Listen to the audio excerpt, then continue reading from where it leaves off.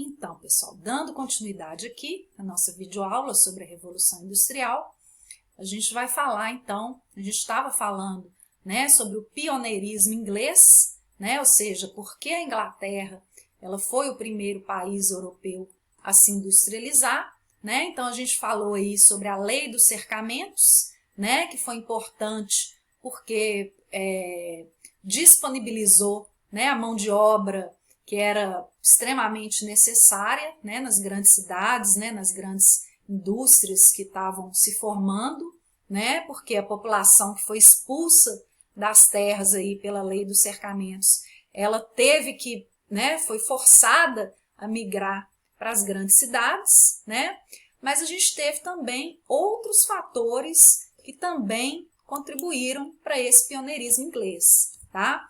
Então, quando a gente estudou lá no século XVII, né, os atos de navegação que foram promulgados pelo Oliver Cromwell, né, o Oliver Cromwell ele foi o único presidente da República que a Inglaterra já teve, né, porque a Inglaterra ela segue o sistema de monarquia, né, politicamente ela é uma monarquia, mas durante esse curto período aí em que o Cromwell esteve no poder, no século XVII, ela foi uma república, né? Seguiu o sistema republicano.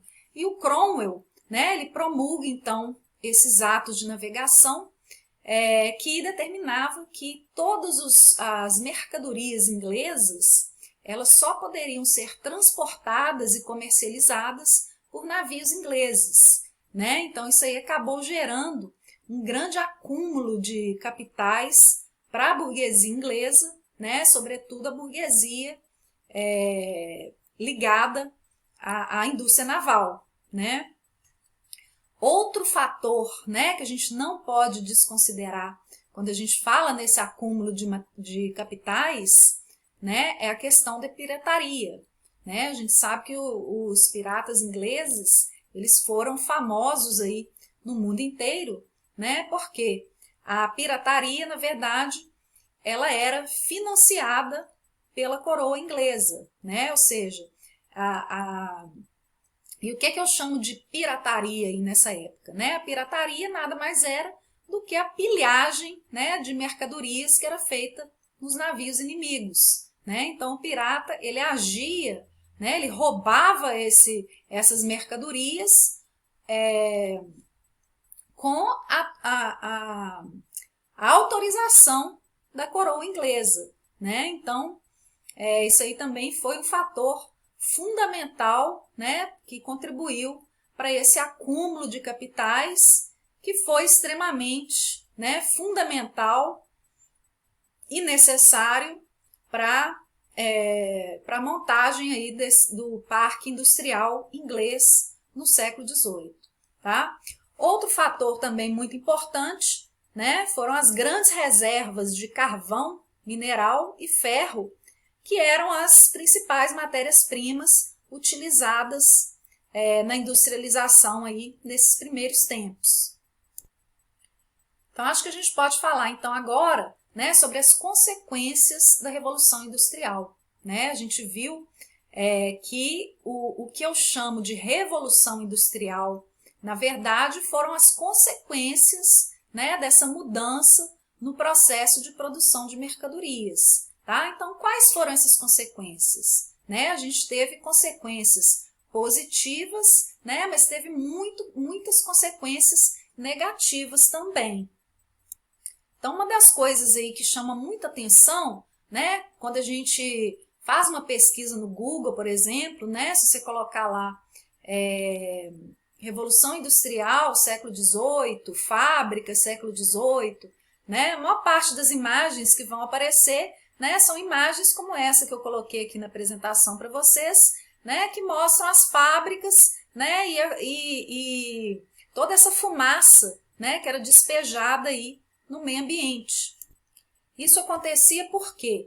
Né? Porque, né, a gente viu que a matéria-prima principal aí, que era utilizada como combustível, era o carvão, né? Era a queima do carvão que movimentava as máquinas, né? Então, essa fumaça, o excesso, né, o excedente, era todo despejado aí no meio ambiente, né, nos ares, tá? Então, a consequência imediata, né, foi a poluição, né? Mas aí eu estou falando não só da poluição no ar, né, mas havia também a poluição que era causada pelo despejo dos dejetos, né, que eram jogados, né, aquilo que não era aproveitado pelas indústrias, era despejado quase que totalmente nos rios e nos mares, né, e onde fosse do interesse e onde fosse mais fácil, né? Por que isso acontecia?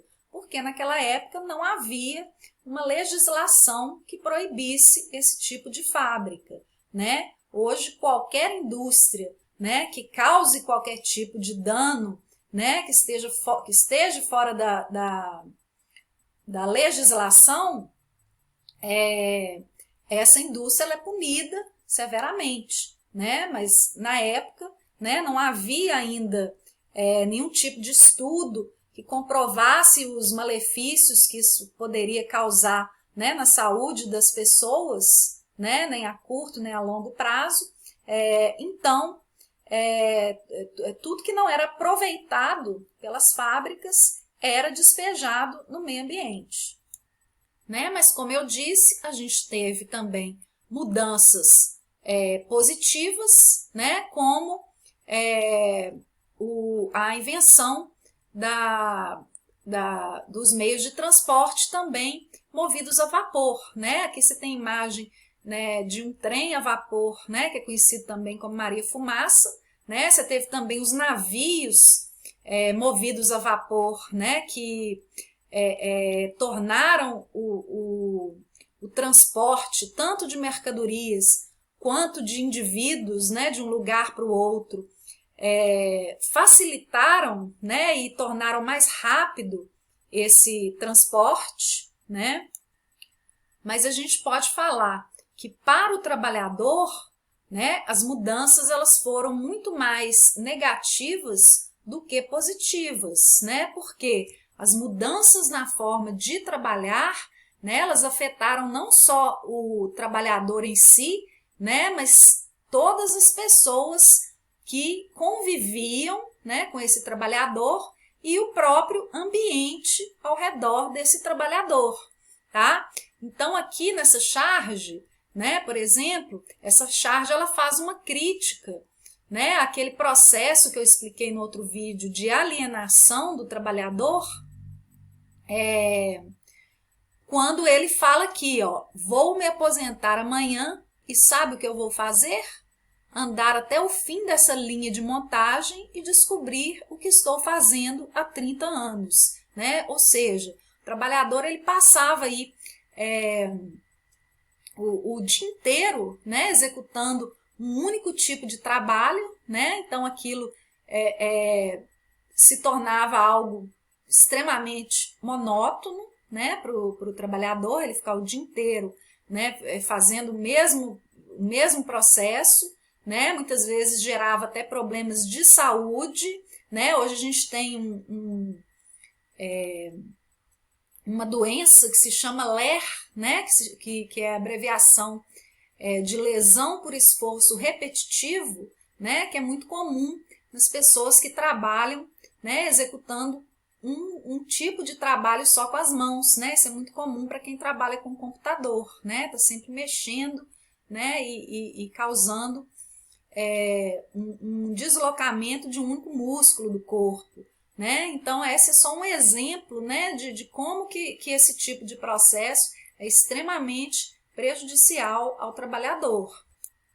Isso sem contar, né, que quando esse trabalhador ele sai do campo e vai para a fábrica, né, ele não tem um horário fixo de trabalho, né? Quando ele está lá no campo, ele tem, né, a gente diz que ele trabalha o tempo da natureza, né? O tempo da natureza ele é diferente porque, né, ele segue o ritmo da natureza, ele tem hora para começar e ele tem hora para acabar, né? O tempo do trabalho, né, ele não tem hora para poder terminar, né? Então, nesses primeiros anos da Revolução Industrial, sobretudo, né, era muito comum o trabalhador ficar de 12, 14 e às vezes até 16 horas por dia, né, executando o seu ofício, né, porque não havia uma legislação que determinasse uma quantidade máxima de horas para ele trabalhar diariamente. Outra consequência da Revolução Industrial, né, relacionada à nova forma de vida e de trabalho desse trabalhador, né, foi a questão da desestruturação das famílias. Por quê? Era muito comum nessa época, né, que todos os indivíduos, né, que viviam dentro do mesmo lar tivessem que trabalhar para conseguir pagar as despesas, né? Então a mulher trabalhava, né, as crianças trabalhavam, porque senão a família não tinha condições de bancar essa vida na cidade, né, porque ele tinha que pagar o aluguel da casa, né, ele tinha que pagar a alimentação para a família, né, e aquele salário que ele recebia ali na indústria era insuficiente para ele suprir todas as suas despesas, né? Então tinha que colocar a mulher para trabalhar e os filhos, né? E a mulher e os filhos, né? Eles trabalhavam às vezes a mesma quantidade de horas, mas o salário ele era muito menor do que o salário que era pago aos homens, tá? Tanto em relação, tanto o salário das mulheres quanto o salário das crianças que trabalhavam. Então foram muitas as consequências aí causadas pela substituição da forma, né, de se produzir mercadorias da manufatura pela maquinofatura, né? Então aqui a gente tem listado algumas aqui, né? Eu não falei ainda da grande quantidade de pessoas desempregadas, né? Porque a quantidade de pessoas que foram expulsas do campo, né, nesse primeiro momento foi muito maior do que a quantidade de trabalhadores necessários, né, na quantidade de fábricas que havia, né? Então, muitas vezes o trabalhador ele acabava tendo que se submeter a esse salário extremamente baixo, tá? Porque lembrando que nessa época também não havia a legislação que existe hoje, né, fixando o salário mínimo, né? Isso aí não existia, né? Então o trabalhador ele tinha que se submeter a esse trabalho que era extremamente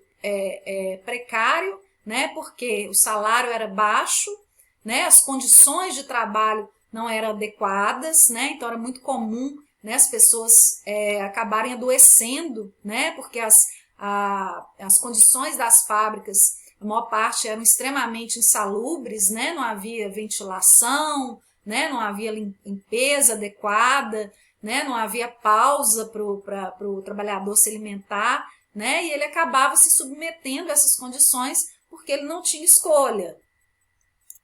Então a gente pode falar, né, que uma das grandes consequências da Revolução Industrial foi o quê? Né? O acirramento, né? O aprofundamento, né, das desigualdades sociais. Por quê? Né? Não é dizer que não existia, né? A desigualdade social é algo que sempre existiu, né? Mas com a Revolução Industrial ela se torna muito mais profunda, né? Ou seja, as diferenças, né, entre aquela burguesia que vai ficando cada vez mais rica, né, com a industrialização, e o trabalhador, né, que é obrigado a se submeter àquelas condições precárias de trabalho e com salário extremamente baixo, elas se tornam cada vez mais evidentes, né?